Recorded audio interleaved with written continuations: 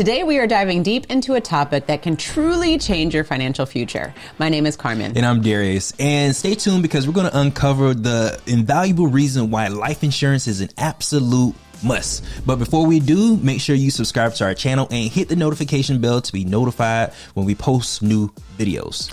Did you know that if you are the primary breadwinner of your home, that your death can create significant burdens for your dependents? Just take a minute and think about that. And life insurance is the only financial product that can replace your income and ensure that your dependents can maintain their livelihood should something happen to you. Now, we've said this statistic in previous videos. If you have never heard it before, we are going to continue to say it until we change these numbers, folks. We need your help.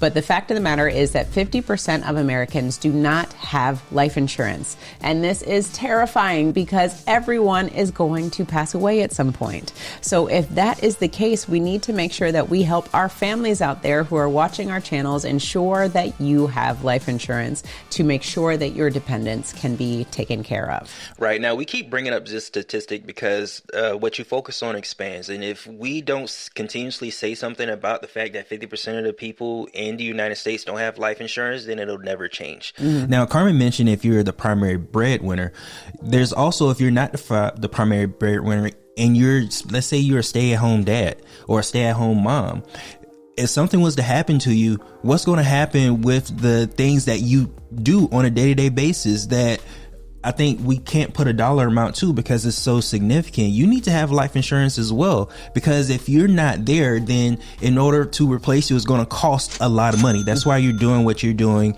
in the first place. Absolutely. So make sure you take that into consideration, because life insurance, one of the biggest purposes or reasons for life insurance is for income replacement. Mm-hmm. And we say do 10 to 12 times your household income or your net worth so that you can invest those funds at, let's say, a 10% interest rate, and you can actually replace that income with cash flow. Mm-hmm. Life insurance is going to give you a tax-free windfall, a tax-free dollar amount, but we have to also understand that what we're trying to do is replace income. Yes, it can give us 10 to 12 years of income replacement, but if we do it correctly, we can invest that at 10% so that we can replace it with cash flow. Mm-hmm, absolutely. Now, the next thing that is important for you to realize is that life insurance, when you get the death benefit payout, it can help you pay off debt. Say, for example, you have a mortgage or you have existing debt, between you and your spouse or your significant other. The fact of the matter is you could literally take the proceeds from that death benefit and wipe out all of the debt that you have, and that could bring significant freedom to your family. So these are things you need to start considering, because if you have mortgages, personal loans, credit card debts,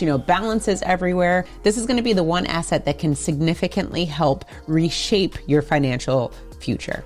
Right, because when it comes with debt is also associated with interest. And just by taking away that debt, you take away a significant amount of money that was leaving the household in the event of you passing away. So don't underestimate the ability for life insurance to take care of debt, because debt costs us more than we think. Absolutely. Now, the next point is funeral expenses and final expenses.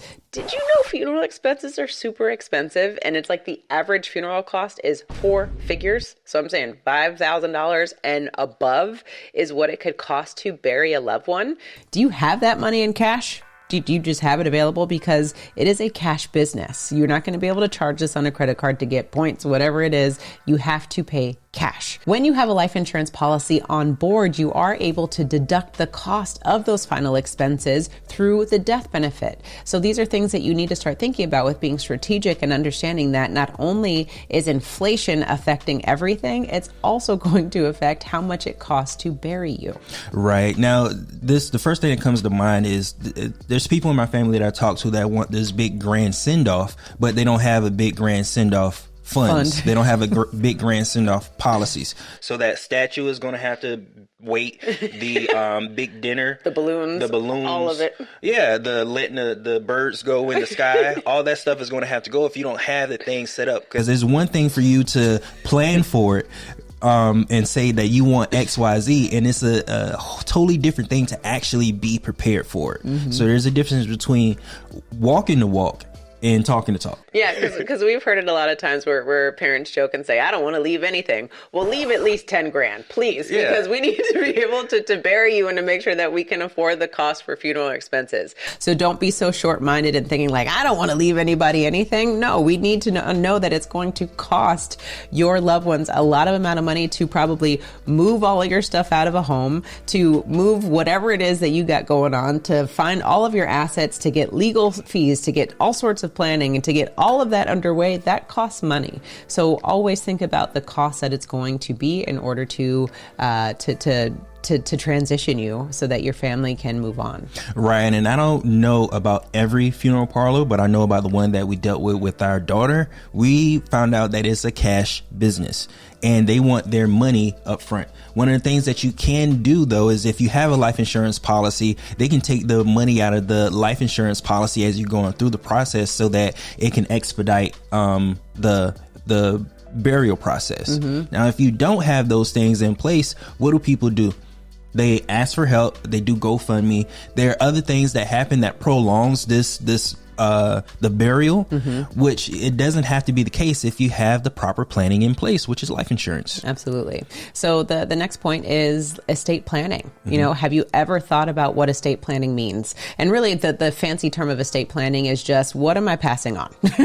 When you think about it, the high level, do I have anything to pass on? Has it been organized properly? Meaning, does it need to be in a trust? Do we need to have it documented in our will? What does this all look like to ensure that when we pass, all of our assets and debts or whatever it is transition successfully? So you have to consider all of this. And life insurance is, again, going to be one of the simplest products that you will ever have for estate planning, because all you literally do is say, this is my beneficiary, and at the time of my death, this amount of money is going to transfer to my beneficiary tax free. There's no questions, there's no comments. It's just an address and a bank account, right? Or they send a check. But really that's what the case is. So that is the most seamless way for you to get an immediate payout to ensure that your lifestyle can continue to move forward. Right. Now, it's important for estate planning because it's going to provide an inheritance to your heirs so that they can pay the estate taxes on all the stuff that you want to transition over to them. And you want to make sure that you have this in place, because if it's stuck in probate, it's going to take some time in order for that to come out of the court system. And you want to make sure that they have funds so that they can't, if you don't have your stuff in order, you want to make sure they have the funds to maintain themselves so that they can get through that time frame that it's in probate.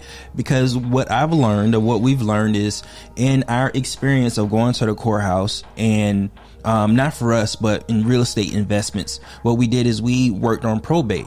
And a lot of times what people do is the inheritance that you think you're going to give to your family, if it ends up in probate, they end up selling that at a discount rate so that they don't have to pay for those expenses, so they can take on some of the income to take care of their immediate expenses and need right now. They can move forward. Yeah. We can't tell you how many families that we dealt with who were just desperately trying to sell a home to just get it out of probate so they could move on. So think about those things. You don't want that process to be a part of your family's story.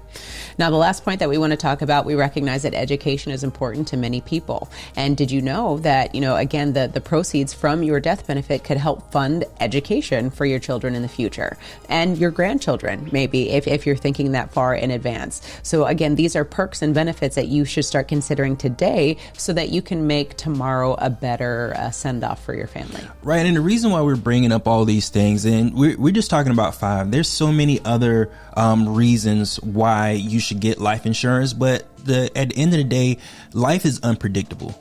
We don't know when we'll pass away. We don't even know if we're being good enough health, if we continue to push this thing down the road, if we'll be in good enough health to even buy life insurance. So taking these things into consideration so that you're prepared with your estate planning, make sure that you have a plan in place. And the key is life insurance is a part of that plan. And again, we're going to take it back to the 50% of Americans that don't have life insurance.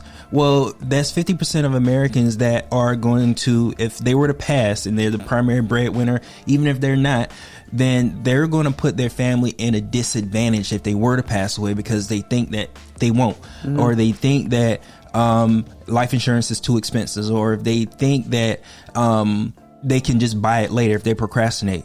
There's a lot of reasons why you need life insurance, and I think those reasons outweigh the reasons why you wouldn't have it. Absolutely. Now, we recently did a video about the top 5 misconceptions of life insurance. So if you are having trouble taking action and trying to figure out what life insurance product is best for you, definitely click on the link below. We would love to help you at the Wealth Nation family. And also check out our next video where we talk about the top 5 misconceptions why you may not be getting life insurance. Remember to own your own lifestyle, or someone else will.